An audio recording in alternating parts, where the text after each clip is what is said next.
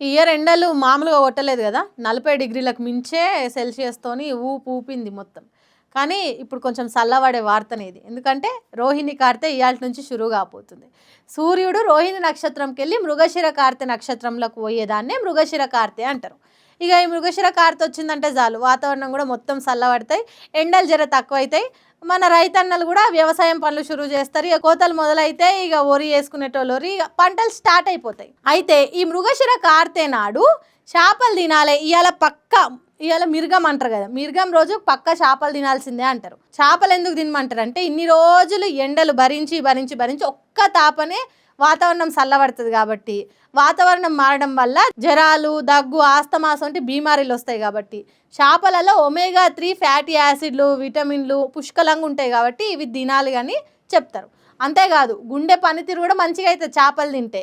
హైదరాబాద్లో బత్తిని అన్నదమ్ములు వంచే చేప మందు గురించి ఎంతమందికి తెలుసు? ఫేమస్ కదా! కడమ రాష్ట్రాల నుంచి ఎవరెవరో వచ్చి చేప మందు వేసుకుంటూ ఉంటారు. అట్లా మన పానాన్ని బీమార్ల నుంచి బయటకు కాపాడుకునేటందుకే ఈ మృగశిర కార్తె నాడు చేపలు తినాలి అంటారు.